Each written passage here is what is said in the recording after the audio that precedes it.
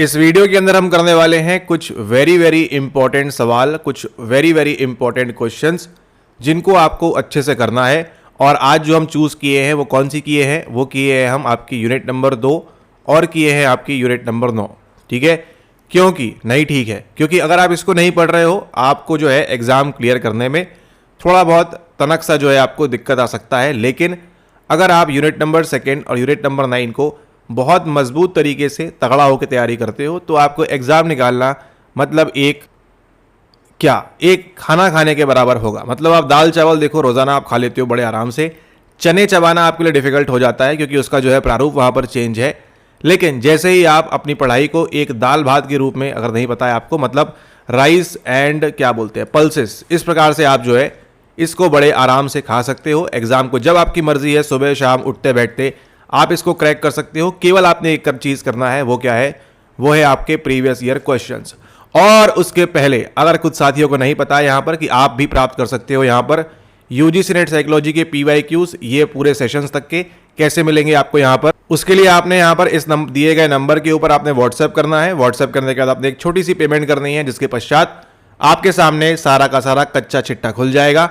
सारे के सारे पेपर्स आपके सामने होंगे, PYQs यूनिट वाइज। और चलिए वीडियो को स्टार्ट करते हैं और आप स्वयं से जो है प्रैक्टिस भी कर पाएंगे। ठीक है, तो स्टार्ट करते हैं। और यहाँ पर सबसे पहला सवाल जो चूज करते हैं वो कौन सा रहेगा, वो चूज करते हैं आपके लिए ये वाला सवाल। ठीक है, ये सवाल की इंपॉर्टेंस बहुत ही ज्यादा है। ठीक है, इसको आपने समझना है। यहाँ पर अरेंज द ईगो स्ट्रेंथ, और अभी आपके एग्जाम में इसके आने की संभावना बहुत अधिक है। आप इसको मार्क करने का ट्राई करो, इसका आंसर आप देने का ट्राई करो कि ये इसका आंसर क्या निकलेगा, क्या बनेगा। सवाल पूछा है arrange the ego strength in correct sequence according to Erikson's stages of ego development. ठीक है, यानी ईगो किस प्रकार से डेवलप होता है वो पूछा है यहाँ पर। ये क्या दी हुई है, आपको ध्यान देना है यहाँ पर। ये आपको ईगो स्ट्रेंथ दी हुई है, यानी कि अहम ताकतें आपको यहाँ पर दी हुई है। एंड उसी के साथ साथ जिस व्यक्ति के ऊपर ये सवाल बनाया गया है वो कौन है, वो है आपका एरिक एरिक्सन। ठीक है, तो एरिक एरिक्सन के ऊपर सवाल आपको हर बार पूछा जाता है। आप मान के चलो 2019 से लेकर 2025 तक जब भी आप इस किताब से सवाल उठाओगे आपको प्रत्येक सेशन के अंदर ये सवाल करने को मिलेगा, क्योंकि इसकी महत्वता, इसकी इंपॉर्टेंस बहुत ज़्यादा है। काउंटिंग करनी है आपको। सबसे पहले क्या होगा सही आंसर, उसको पहले आप यहाँ मार्क करने का ट्राई करो हमसे पहले कि आपको क्या लगता है इसका सही आंसर क्या होगा। और अगर आपका आंसर रॉन्ग होता है तो भी कोई दिक्कत की बात नहीं है, तो भी कोई मसला नहीं है। यहाँ पर ये वीडियो आप पूरी करते करते पूरा दिमाग के अंदर सेटअप करके लेके जाओगे घर तक अपने कि इसका आंसर क्या होगा। ठीक है, तो यहाँ पर मार्क करने का ट्राई करो। फर्स्ट जिन्होंने मार्क किया है बधाई हो, आपका आंसर गलत है। सेकेंड जिन्होंने मार्क किया है बधाई हो, आपका आंसर भी गलत है। थर्ड जिन्होंने मार्क किया है आपको बधाई नहीं हो, क्योंकि आपका आंसर सही है, आप अच्छा कर रहे हो, इसी प्रकार से आप प्रैक्टिस करो। और जिन्होंने फोर्थ मार्क किया है आपको भी बधाई हो, आपका आंसर भी क्या है यहाँ पर, आपका आंसर भी यहाँ पर रॉन्ग है। सही आंसर क्या है आपका, होप है, विल है, purpose, competence, Fidelity, love, care और विजडम। अब यहाँ पर देखिए आपको ये याद नहीं होगा, इसको याद करने का एक शॉर्ट एंड स्वीट तरीका क्या है, आपने बचपन में कभी ना कभी ज़रूर किया होगा, क्या, होमवर्क। अब जो है ज़माना चेंज हो चुका है, होमवर्क कहाँ पर करते हो आप, PC के ऊपर करते हो, यानी कि आपके कंप्यूटर के ऊपर क्या करते हो आप, आपके बच्चे यहाँ पर होमवर्क करेंगे। अब ये जो कंप्यूटर है क्या हो रहा है, किसी अन्य देश दुनिया काल वातावरण में या किसी पैरेलल वर्ल्ड के अंदर या किसी अपसाइड डाउन के अंदर क्या हो रहा है, यहाँ पर ये जो है फ्लोट कर रहा है। फ्लोट यानी क्या हो रहा है, तैर रहा है। जैसे ये पानी होता है, पानी के ऊपर आप क्या करते हो, कोई भी जब भारी वस्तु आप डाल देते हो तो क्या करती है वो, उसके ऊपर यहाँ पर तैरती है। ये फिजिक्स का लॉ है, नियम है। ठीक इसी प्रकार से अगर आप पानी के अंदर क्या डाल दिया, आपने PC डाल दिया, तो क्या होगा, ये भी पानी के ऊपर वहां पर फ्लोट करेगा। ठीक है, और फ्लोट करेगा, और फ्लोट करने का क्या हो रहा है, आप उस पर क्या कर रहे हो, अब जब फ्लोटिंग पे आ चुका है यहाँ पर बात, तो आप क्या करोगे, अब यहाँ पर आप यहाँ पर क्लास वर्क भी करोगे। ठीक है, तो होमवर्क भी कंप्लीट है, क्लास वर्क भी कंप्लीट है, आपको एग्जाम में मिलेंगे 100 में से 100। उसके लिए केवल क्या करना है, प्रॉपर तरीके से आपने PYQs लगाने हैं, समझ समझ के एनकोड कर करके। ठीक है, तो निमोनिक क्या रहेगा, होमवर्क, PC, फ्लोटिंग और क्लास वर्क, ये आपका निमोनिक रहेगा। इस चीज को आप ध्यान रखें। ठीक है, HW, FL, PC और क्लास वर्क, ये निमोनिक अगर आपको याद है। अब आते हैं हम इस सवाल के ऊपर, समझेंगे तो बाद में, पहले आपका सवाल सही होना चाहिए आपके एग्जाम के अंदर। HW ये आपका होमवर्क हो गया, होमवर्क किसके लिए है, होप और विल के लिए है। फिर क्या आता है आपका, पर्पस और कंपिटेंस आता है, PC हो गया। फिर आती है आपकी फिडेलिटी और लव, ये हो गया आपका FL, और सबसे अंत में आ गया आपका यहाँ पर केयर एंड विजडम यानी कि क्लास वर्क। अब यहाँ पर देखिए ध्यान देने योग्य बात यहाँ पर यह है कि ये सवाल आया था आपका 2019 में, लेकिन ये सवाल आ सकता है अभी आपके आने वाले एग्जाम 2026 के अंदर भी। कैसे पूछेंगे वो कि एरिक्सन की स्टेज में से इनमें से करेक्ट सीक्वेंस अब पूछेगा, इसकी संभावना कम है, पूछ भी सकता है अगर उनका दिमाग घूम गया तो, लेकिन ये संभावना बहुत ज़्यादा है कि ईगो स्ट्रेंथ में से इनमें से कौन कौन सी है और कौन कौन सी नहीं है। ठीक है, तो कंपिटेंस देखो आपको दे देगा और वहाँ लिख देगा रेयान एंड डेसी। ठीक है, कुछ भी कुछ दे सकता है आपको यहाँ पर मैच करने के लिए और कुछ भी कुछ दे सकता है आपको वहाँ करने के लिए, लेकिन अगर आपको निमोनिक याद है, होमवर्क, PC, कंपिटेंस, फिडेलिटी और केयर और विजडम, तो आपके लिए जो है सवाल मार्क करना काफी इजी हो जाएगा। ठीक है, सबसे पहले क्या होता है पहली स्टेज के अंदर, अब यहां पर देखिए 2 सवाल लिंक किए हैं क्योंकि आपको बताया गया है कि आपने क्या करना है, आपने जो 8 स्टेजेस हैं किसके द्वारा, एरिक एरिक्सन के द्वारा जो आपकी 8 स्टेजेस हैं उनको आपने अच्छे से प्रिपेयर करना है। ठीक है, वो 8 स्टेजेस आपको आएंगी ही आएंगी, जिस पे बेस्ड आप अभी आगे सवाल भी देखोगे। ठीक है, तो यहां पर आपको क्या ध्यान रखना है, ये उन्हीं 8 स्टेजेस में प्रत्येक का जो है ईगो स्ट्रेंथ काम करता है। ट्रस्ट वर्सेस मिसट्रस्ट में आपकी होप लगेगी, उसके बाद वाले में विल लगेगा, उसके बाद वाले में पर्पस, देन कंपिटेंस, देन ये, देन ये, देन ये और फिर उसके बाद ये। तो ये 8 चीजें आपको hope, will, purpose, competence, Fidelity, love, care, wisdom, ये आपको याद होना चाहिए। तो आप यहां पर एरिक एरिक्सन के लिए क्या याद करोगे, एरिक एरिक्सन के लिए आप याद करोगे 8 स्टेजेस जो दी गई हैं आपको यहां पर। इन स्टेजेस को आप क्या बोलते हो, psycho social stages of development. इसी के साथ साथ आपको दी गई है क्या, 8 ईगो स्ट्रेंथ। ये सवाल ये भी बना सकता है कि एरिक एरिक्सन ने कितनी ईगो स्ट्रेंथ दी गई है, तो अब आपको आंसर मालूम है, शायद आपको पहले नहीं पता होता। ठीक है, इसलिए आपसे कह रहे हैं PYQ प्रैक्टिस आपने बहुत जरूरी है। जिन लोगों के पास भी ई बुक नहीं है तत्काल प्रभाव से उसको ले लें और अपनी स्वयं की प्रैक्टिस स्टार्ट करें। ठीक है, तो ये आपको ध्यान रखना है, यहां से आपके 4 से 6 नंबर आपको बड़े आराम से मिल जाएंगे आपके अपकमिंग एग्जाम के अंदर। उसके बाद देखिए अब हम कर रहे हैं अगला सवाल आपकी यूनिट नंबर 2 से, ताकि आपकी जो है क्या ना रहे, एक प्रकार से मोनोटोनी ना रहे, आप सवालों को स्विच कर सके, क्योंकि ऐसे ही सवाल कहाँ करने हैं आपने एग्जाम के अंदर भी सेम पैटर्न पे सवाल करने हैं। आपको लाइन से नहीं मिलेगा, यहाँ वहाँ चेंज होके मिलेगा। तो जब भी आपके पास ये PYQ ई बुक रहती है, आप भी जब स्वयं से प्रैक्टिस कर रहे हैं, सवालों को मिक्स करके वहाँ पर प्रैक्टिस करना स्टार्ट करें एग्जाम से पूर्व, ताकि आप उसके लिए हैबिचुअल हो जाएं। जिन लोगों के पास ये ई बुक नहीं है, आप यहाँ पर संपर्क करके ये तत्काल प्रभाव से मंगा सकते हैं, इंग्लिश मीडियम, हिंदी मीडियम, जो भी आपका मीडियम हो उसके अकॉर्डिंग। अगला सवाल देखिए, वेरी वेरी इंपॉर्टेंट सवाल है आपका, कहाँ से, रिसर्च एथिक्स से। आप मान के चलो एक सवाल आपका एरिक एरिक्सन पे, एक सवाल आपका रिसर्च एथिक्स पे आपको देखने को मिलेगा ही मिलेगा आने वाले एग्जाम के अंदर। इसको दिए बिना सवाल को सेटअप करना, पेपर को सेटअप करना पॉसिबल नहीं है। तो आपको जो है एथिक्स करने हैं रिसर्च के अच्छे से। जितने आप PYQs लगाओगे आपको दिमाग में ऑलरेडी क्लैरिटी आ जाएगी कि कितने एथिक्स होते हैं, क्या क्या चीज़ें होती हैं, और जितना आप पढ़ोगे उसके बारे में आपको वहाँ पर उतना जानने को मिलेगा। अब यहाँ पर देखिए सवाल क्या पूछ रहा है, सवाल पूछ रहा है आपसे साइकोलॉजिकल रिसर्च यानी कि मनोवैज्ञानिक शोध डज नॉट अलाउ। सवाल को आपको ध्यान रखना है किस प्रकार का सवाल है। एक प्रकार से नेगेटिव चीजें पूछ रहा है, यानी कि एक नेगेशन का सवाल है कि इनमें से कौन सा नहीं होता है। Does not allow one of the following activities, इसका मतलब इन चारों में से कोई एक ऐसी चीज है, एक ऐसी वस्तु है जिसको साइकोलॉजिकल रिसर्च के अंदर अलाउ नहीं किया जाता है। तो इसका क्या मतलब होता है कि बाकी की जो 3 चीजें होंगी उसका क्या मतलब है, उसका मतलब है कि उनको अलाउ किया जाता है। तो एक ही सवाल से आपने 4-5 चीजें पकड़ ली है। आप देख रहे हैं ये वाली वीडियो। अब यहां पर देखिए ऑप्शन नंबर 1 में क्या दिया है, आपको दिया है D briefing the participants. Option number 2 में क्या दिया है, मेंटेनिंग कॉन्फिडेंशियलिटी। ऑप्शन नंबर 3 के अंदर क्या दिया है, non granting permission to withdraw from research process. और ऑप्शन नंबर 4 दिया हुआ है क्या, obtaining consent to conduct the research. आपको क्या लगता है आपके अकॉर्डिंग सही आंसर इसके अंदर से क्या होगा, 1 होगा, 2 होगा, 3 होगा या फिर 4 होगा? इसको आप मार्क करें हमारे मार्क करने से पूर्व, क्योंकि इसका आंसर कहाँ छुपा हुआ है, इसका आंसर छुपा हुआ है 2 किताबों के अंदर। पहली हो गई आपकी ये PYQ ई बुक, और दूसरी कौन सी हो गई, दूसरी जो भी आप देखने वाले हो आपके स्क्रीन के ऊपर, ये है वो किताब जहां से सवाल लिया गया है। ये है आपकी 11th क्लास की NCERT, जिस चैप्टर का नाम है आपके यहाँ पर methods of inquiry in psychology. ठीक है, साइकोलॉजी, साइकोलॉजी जो भी आप कहें। जैसे ही आप इस किताब के अंत में आएंगे यहाँ पर आपको देखिए काफ़ी सारी चीज़ें देखने को मिलेंगी और अंत में आते ही देखिए 21 पेजेस हैं। तो सोचो आप 11th क्लास में 21 पेजेस पढ़ रहे हो आप यहाँ पर। जैसे ही आप यहाँ पर आओगे ये देखो क्या लिखा हुआ है यहाँ पर, साफ साफ आपके सामने लिखा हुआ है यहाँ पर एथिकल इश्यूज, यानी कि 11th क्लास से आपको पढ़ा दिया है कि भैया साइकोलॉजिकल रिसर्च में आपको कौन कौन से एथिकल इश्यूज आएंगे, फेस करने पड़ेंगे, ये आपके सामने दिया है। As you know, psychological research is concerned with human behaviour.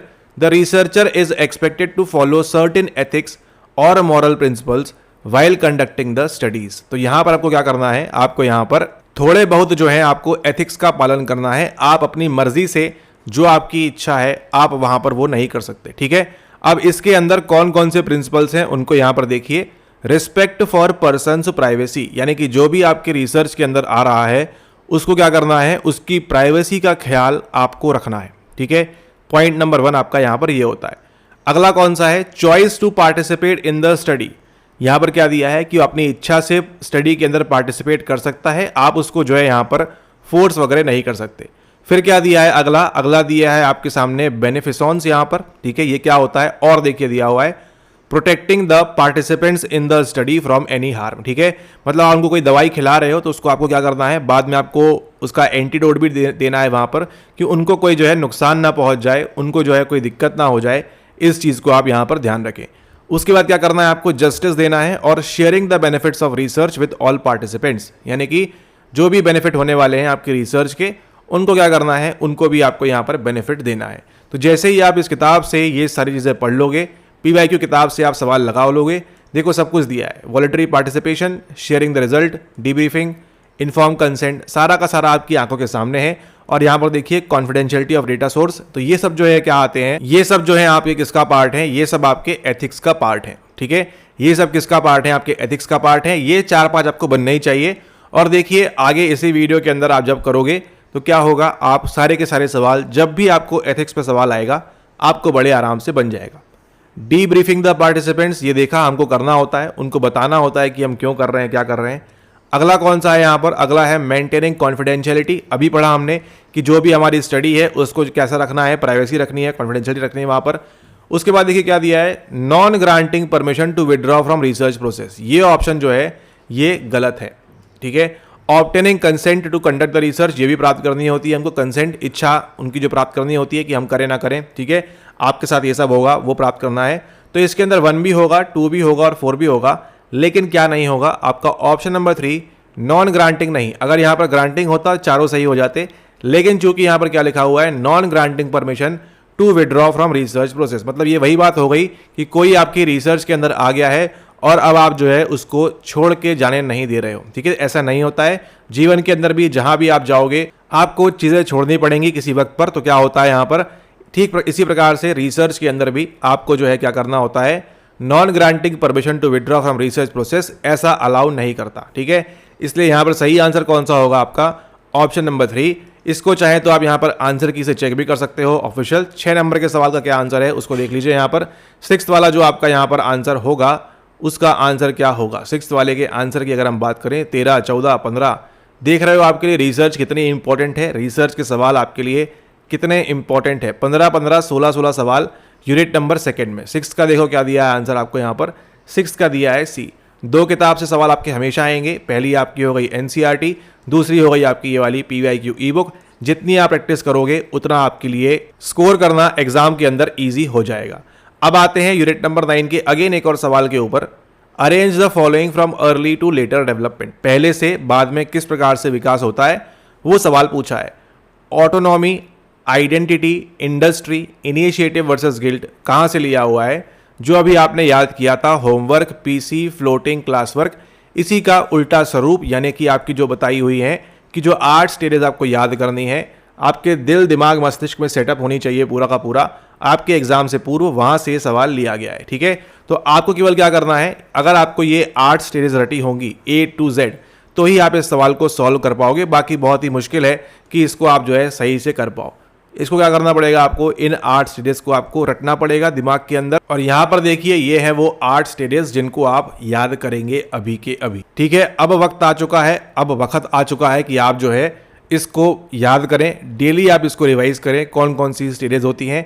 8-10 दिन बचा हुआ है आपके एग्जाम के लिए, इसको आप अभी से रिवाइज करना स्टार्ट करेंगे तो आपको एंड आते आते पूरा दिमाग के अंदर पूरा आपका जो सेटअप है वो रेडी हो जाएगा। कितनी स्टेजेस है सवाल बनता है तो 1 से लेकर 8 तक, कौन सी अवस्था में होती है ये भी आपको ध्यान रखना है, ठीक है। अगर आप एक क्रोनोलॉजी से, एक ऑर्डर से आप याद करते हो तो आपके लिए काफ़ी ईजी होगा।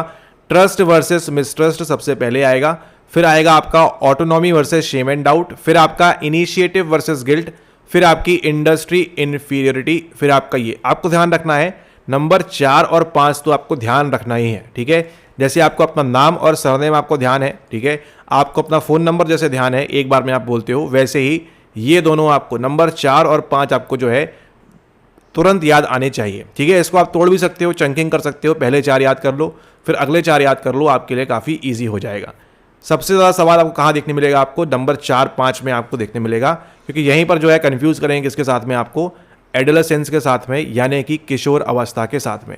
अधिक से अधिक सवाल कहाँ से बनता है, 95% टाइम सवाल कहाँ से बनेगा, ये वाली स्टेजेस से बनेगा, जैसा कि आप देख रहे हो यहाँ पर इसके अंदर। ऑप्शन नंबर बी देखो, सी देखो क्या दिया है, आइडेंटिटी इंडस्ट्री, ये देखो दिया हुआ है इनिशिएटिव वर्सेस गिल्ट, यहाँ दिया है autonomy versus shame and doubt. तो यहाँ पर देखिए autonomy versus shame and doubt कहाँ आएगा, सबसे पहले आएगा, उसके बाद क्या आएगा, इनिशिएटिव वर्सेस गिल्ट। अब यहाँ पर देखिए इस सवाल में कैसे जाएगा आपका answer, autonomy versus shame and doubt, उसके बाद क्या आएगा आपका डी आएगा। ए के बाद डी कहाँ दिया है, एक ही जगह दिया है, ये रहा आपका आंसर, ठीक है। तो ये कब बनेगा आपसे, एग्जाम में तो आप देख नहीं पाओगे ऐसे स्क्रीन पे, तो आपको क्या करना होगा, इन 8 स्टेजेस को आपको याद करना होगा अच्छे तगड़ा होके आपको, ताकि आप जो है इस सवाल को सॉल्व करने में 2 मिनट से भी कम समय लगेगा, ठीक है।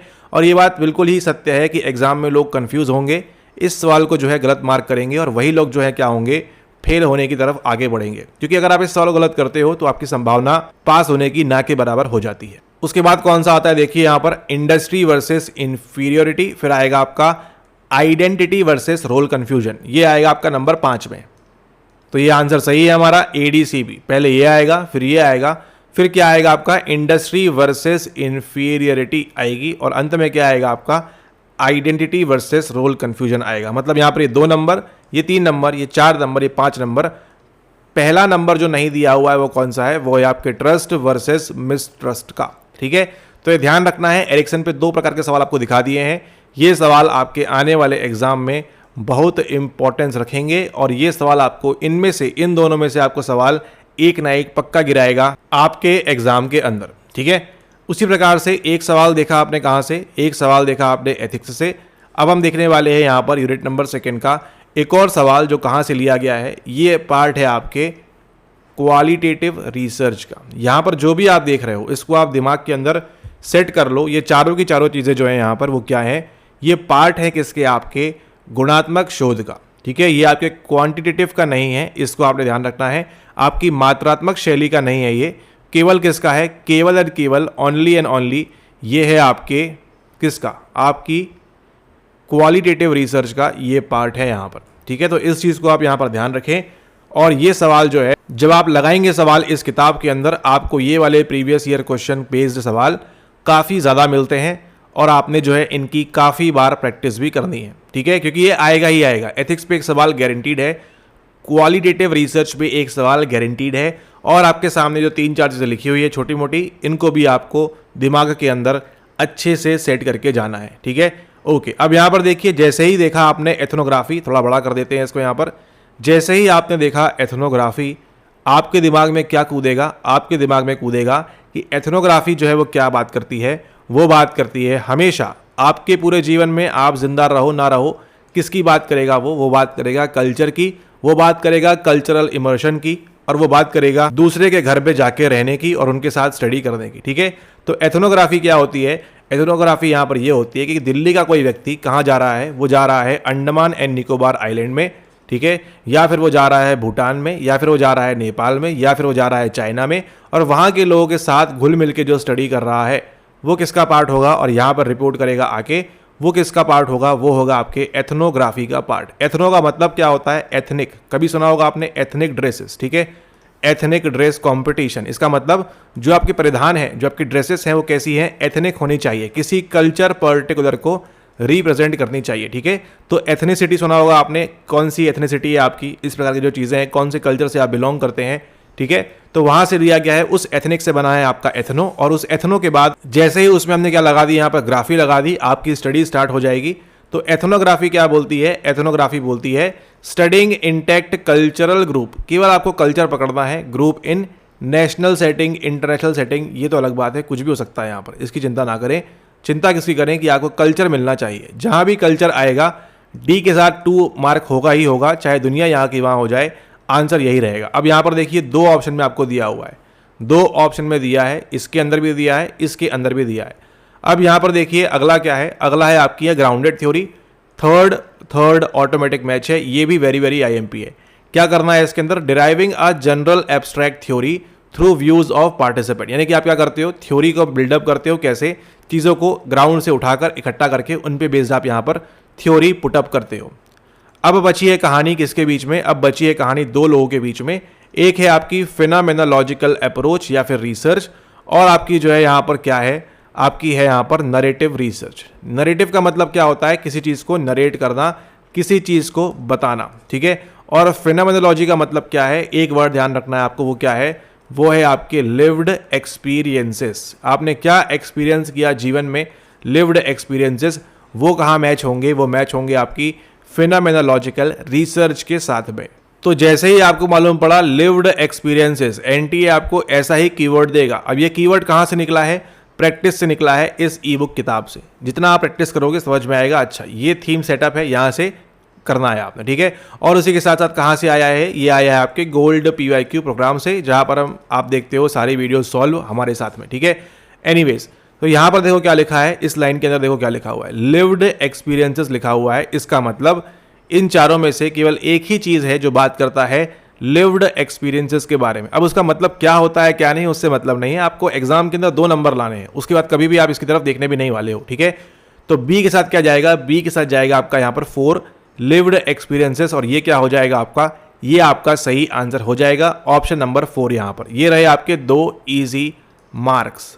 केवल आपने क्या किया? केवल आपने एनकोडिंग प्रॉपरली की, दिमाग के अंदर सेटअप आपने प्रॉपरली किया कि किसके साथ क्या मैच होता है, मैं उसको ही मैच करूंगा, करूंगी। अब आप इस किताब के अंदर आके नीचे आंसर नंबर 9 को भी आप यहाँ पर चेक कर सकते हो कि इसका आंसर क्या रहेगा। 9th का आंसर देखो आपको क्या मिलेगा, 9th का आंसर आपको यहाँ पर 4 ही मिलेगा। इसके अलावा पॉसिबल ही नहीं है कि आपको जो है और कुछ आंसर मिल जाए। क्या लिखा है ऑफिशियल की में? देखिए 9 के साथ डी, यानी जो आपने पढ़ा वो बिल्कुल सत्य था। जब जब बात आएगी किसकी? जब जब बात आएगी आपकी एथनोग्राफी की, आप क्या ढूंढने का ट्राई करेंगे? कल्चर।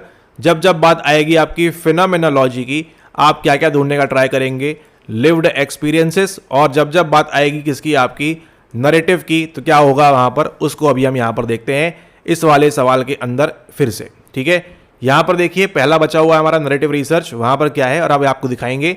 केवल इसके बेस पे आप देखिए आगे आप कितने सारे सवाल सॉल्व कर लेंगे just on the basis of this knowledge. अब यहां पर देखिए नरेटिव रिसर्च दिया हुआ है, ये किसके साथ जाएगा? Lives of individual studied and retold to develop a chronology, ऐसा कुछ करते होंगे। आपका आंसर निकल चुका है, 4th आपका आंसर है। अब यहां पर देखिए इतने बेस पर, इन सब के बेस पर हम ढूंढते हैं कि आप क्या इस किताब से और सवाल सॉल्व कर सकते हैं। बिल्कुल कर पाएंगे आप। यहाँ पर देखिए अभी कैसे कैसे सवाल आएंगे और आप उनको यूँ सॉल्व कर लोगे। केवल आपके पास क्या होने चाहिए? यूनिट वाइज PYQ ई बुक, ताकि आप जो है अच्छे से इसको समझकर सवाल आप बार बार लगा सको, ठीक है। काफ़ी ईजी हो जाएगा आपके लिए सवालों को लगाना अगर आपके पास प्रॉपर चीज़ें रहेंगी तो। एनीवेज यहाँ देखिए, यहाँ पे सवाल नहीं आया है, लेकिन आगे देखिए क्या मिलेगा आपको। जून 2024 के अंदर आपको जो सवाल आएगा इस पे बेस्ड, वो कहाँ गया वो सवाल? आ जाओ आ जाओ आ जाओ। यहाँ भी नहीं है क्या? यहाँ भी नहीं है सवाल। अच्छा, ऐसे कैसे हो सकता है? अब यहाँ देखो दिसंबर 2024 में अब तो मिलना चाहिए आपको यहाँ पर। अब मिलेगा, अब मिलेगा, अब मिलेगा। अरे मिल जाओ, कहाँ हो? यहाँ भी नहीं दिया है। इजी कर दिया है क्या यहाँ पर? यहाँ पर भी, यहाँ ये देखो, ये सवाल अभी हमने किया था एथिक्स वाला। Which principle of research ethics emphasises the importance the true nature of study of participant after their participation. जो पहला सवाल किया हमने रिसर्च एथिक्स का, वो देखो एक और PYQ रिपीट यहाँ पर। Debriefing, inform consent, justification, right to withdraw, ठीक है। तो एथिक्स पे भी रिपीट हो रहा है और जो भी आपको बताया उस पर भी रिपीट होगा ना, काहे नहीं होगा उस पर रिपीट। आपको दिखाते हैं यहाँ पर, आ जाएगा, अभी आ जाएगा, आप चिंता ना करें, आ जाएगा। यहाँ भी नहीं आया है 25 में, ये देखो ये आ गया। रिसेंट पेपर देखो अपना आप, रिसेंट पेपर तत्काल प्रभाव से जो आप पढ़ा आपने 3-4 साल पहले पढ़ाया, अभी आपको 22-23 के पेपर से कहाँ आ रहा है आपके दिसंबर 2025 के अंदर, पहले आया नहीं आया, लेकिन रिसेंट में क्या इनपुट ले रहे हैं यहाँ पे, ले रहे हैं आपके जून 26 के अंदर भी आपको ये सवाल आने की प्रबलता काफ़ी ज़्यादा बढ़ जाती है। अब आप यहाँ पर देखो क्या क्या किया था, अभी आपने फिनोमेनोलॉजिकल अप्रोच किया है, एथनोग्राफी किया है, जो मर्जी मार्क कर लो। एथनोग्राफी कहाँ जाएगी, कल्चर दिख गया आपको, बी के साथ 4 कहाँ दिया हुआ है, यहाँ दिया हुआ है, यहाँ दिया है। अब देखो डी के साथ 1 कहाँ दिया है, फिनोमेनोलॉजिकल अप्रोच कहाँ दिया है, लिव्ड एक्सपीरियंसेस डी के साथ 1 2 जगह दिया है, या तो आंसर ये होगा या ये होगा।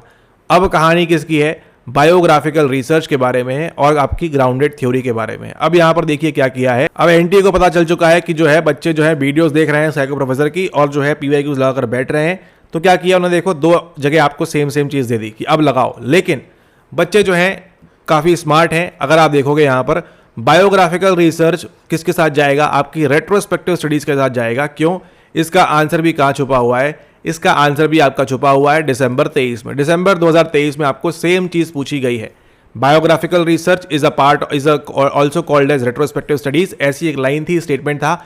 अगर आपने इसको समझा है, प्रॉपरली किया है इस किताब से, तो आपको बन जाएगा बड़े आराम से। बायोग्राफिकल रिसर्च आपकी मैच करेगी किसके साथ में, रेट्रोस्पेक्टिव स्टडीज के साथ में, यानी कि ए के साथ 3rd मैच करेगा और आपका आंसर नंबर 2nd यहाँ पर सही हो जाएगा। आप नीचे आकर इस की से भी यहाँ पर चेक कर सकते हो, ठीक है।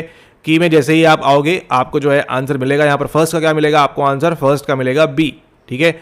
ये रहा आपका आंसर।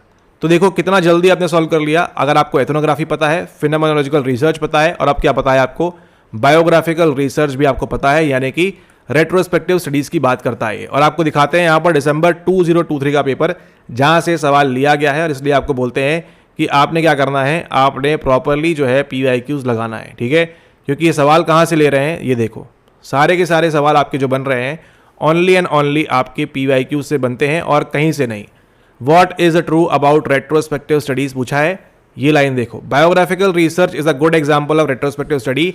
आपको ये मालूम होना चाहिए, कैसे मालूम होगा, जब आप सवाल सॉल्व करोगे, किताब से प्रॉपर पढ़ोगे, ऑफिशियल आंसर की को आप चेक करोगे, तब आपको समझ में आएगा कि अच्छा ये ऑप्शन सही है, आंसर इन दोनों में से कोई सा होगा। इसको हम देखेंगे आने वाले वीडियोस के अंदर। लेकिन यहाँ देखो, biographical research is a good example of retrospective study, आपको यहीं पर मालूम पड़ गया है कि ये स्टेटमेंट सही होने वाला है। तो वहां पर जब आपने दिसंबर 2025 के अंदर पेपर देखा, तो वहां पे आपको सब कुछ पता था पहले से। बायोग्राफिकल रिसर्च पता है आपको क्या होगी, रेट्रोस्पेक्टिव स्टडी होगी, फिनोमेनोलॉजिकल रिसर्च कहाँ जाएगी, लिव्ड एक्सपीरियंसेस जाएगी, और एथनोग्राफी कहाँ जाएगी, आपकी कल्चर के पास में जाएगी, ठीक है। ओके, तो ये थे आपके कुछ इंपॉर्टेंट सवाल, कुछ आपके इंपॉर्टेंट टॉपिक्स आपके आने वाले एग्जाम के लिए। तो इनको आप प्रैक्टिस करें अच्छे से और जो है सवालों को लगाएं। अगर आपके पास ये यूनिट वाइज किताब नहीं है, जहाँ पे आपको जून 19 से दिसंबर 25 तक के सभी सवाल मिलते हैं यूनिट वाइज अरेंज, तो उसको आप ऑर्डर कर सकते हैं। ऑर्डर करने के लिए क्या करना है, आपने व्हाट्सएप करना है, एक छोटी सी पेमेंट करनी है, उसके पश्चात आपको ये 30 मिनट के भीतर आपको जो है मिल जाएगी। तो इसको आप प्रैक्टिस करना जो है यहाँ पर स्टार्ट कर सकते हैं। पॉइंट यहाँ पर ध्यान रखिए, यूनिट नंबर 2 की अगर हम बात करें, यूनिट नंबर 2 में क्या इंपॉर्टेंट है आपके लिए, यूनिट नंबर 2 में आपके लिए इंपॉर्टेंट है रिसर्च एथिक्स, सवाल आएगा ही आएगा। एंड उसके साथ क्या इंपॉर्टेंट है आपको यहाँ पर, आपको इंपॉर्टेंट है जो अभी आपको बताया यहाँ पर क्वालिटेटिव रिसर्च के बारे में, ठीक है। क्वालिटेटिव रिसर्च के बारे में चारों चीज़ें जो बताई हैं। अब ये मत कर देना कि वहाँ जाके पूछेगा आपसे कि इनमें से कौन सा क्वालिटेटिव रिसर्च होता है, आप यहाँ पे इनमें से कुछ भी मार्क ना करो। ये सारे के सारे जो बताए अभी आपको किसके पार्ट हैं आपके, ये आपके क्वालिटेटिव रिसर्च के ही पार्ट है, गुणात्मक शोध के ही आपके पार्ट होते हैं, ठीक है। तो ये थी आपकी यूनिट नंबर 2 की इंपॉर्टेंस, ये आपके इंपॉर्टेंट टॉपिक्स हैं जहाँ पे आपको सवाल देखने मिलेगा। अब हम बात करेंगे आपकी यूनिट नंबर 9 के बारे में। तो यहाँ पे क्या देखा हमने, यहाँ पर देखा हमने आपकी एरिक्सन की 8 स्टेजेस और एरिक्सन की 8 ईगो स्ट्रेंथ। यहाँ से आपको गारंटीड सवाल बनेगा आपके आने वाले जून 2026 एग्जाम के अंदर, ठीक है। तो आशा करते हैं आपको वीडियो पसंद आई होगी, आई नहीं आई उससे फर्क नहीं पड़ता, फर्क किससे पड़ेगा कि आप किस प्रकार से आप जो है पीवाईक्यूज लगाओगे आने वाले 10-15 दिनों के अंदर, और अच्छे से आप प्रैक्टिस करके एग्जाम को आप पास करेंगे। ये इंपॉर्टेंट सवाल है, लिख के रख लो, यहाँ पर आपको सवाल आएगा आने वाले एग्जाम में। Wish you all the very best. जिन लोगों के पास ये ई बुक किताब नहीं है, तो आप जो है पुस्तक मंगा सकते हैं ऑर्डर करके, और ई बुक जो है आपको तत्काल प्रभाव से प्राप्त हो जाएगी। तब तक के लिए धन्यवाद, और प्रैक्टिस करते रहें किसकी, पीवाईक्यूज की। इस बार भी आपको मैक्सिमम से मैक्सिमम पीवाईक्यूज देखने को मिलेंगे।